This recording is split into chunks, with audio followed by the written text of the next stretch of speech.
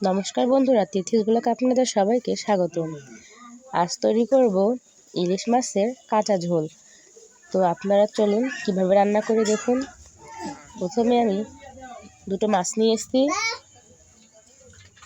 আর এই মাছ দুটোকে আমি এখন কেটে নিব। তো বাবার বাড়িতে এসেছি, দাদা আগে থেকে দুটো মাছ কিনে রেখেছিল, আর সেই মাছই আমি এখন কেটে নিব রান্না করার জন্য। আজ ছিল সরস্বতী পুজো। তো আমাদের এখানে সরস্বতী পুজোতে প্রত্যেক বাড়িতেই ইলিশ মাছ খাওয়া হয়। তো রান্না করব বলে আমি সেই ইলিশ মাছ দুটো কেটে নিচ্ছি। আর মাছ দুটো কিন্তু বেশ বড় বড়ই ছিল। এই তো ভিডিওটি বড় হওয়ার কারণে আমি এখানে ফাস্ট করে দিয়েছি, একটু বড় বড়ই করে পিসগুলো করেছিলাম। এখন কেটে ধুয়ে নিয়ে চলে এসেছি, আর মাছে দিয়ে দিব হলুদ আর পরিমাণ মতো লবণ। আমি লবণ হলুদ দিয়ে মাছটা এখন কিছুক্ষণের জন্য মেখে রাখবো। তারপর আমি মশলাগুলো ওদিকে বেটে রাখবো। আর আমি কিন্তু মাছটা মাখিয়ে প্রায় আধ ঘন্টা থেকে 1 ঘন্টার মতো রেখে দিয়েছিলাম। এতে করে কিন্তু মাছের ভিতরে হলুদ লবণটা খুব ভালো মতোই ঢুকে যায়। তো কিছুক্ষণ পরে চলে এসেছি, এখন কড়াই গরম করে দিয়ে দিয়েছি পরিমাণ মতো সয়াবিন তেল। আর তেলটাও গরম হয়ে গেছে, এখন দিয়ে দিব একটা তেজপাতা, গোটা জিরে, এলাচ, দারচিনি।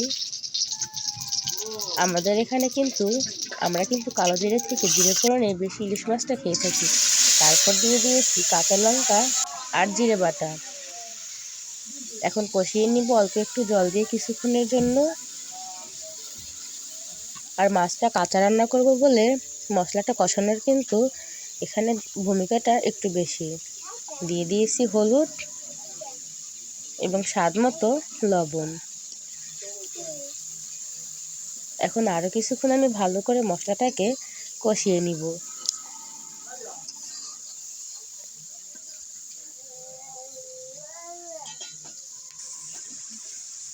দেখুন আমার মশলা থেকে কি সুন্দর তেলটা ছেড়ে দিয়েছে।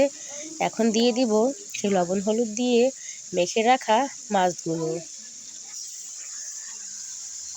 আর মাছটা আমি কাঁচা রান্না করব বলে আজকে মাছটা রান্নার নাম দিয়েছি ইলিশের কাঁচা ঝোল রেসিপি।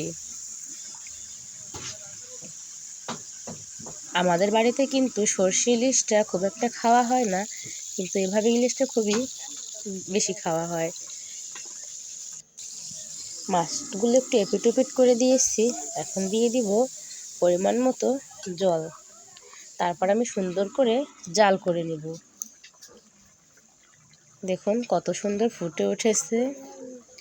আর মাছগুলো কিন্তু বেশি নাড়াবো না,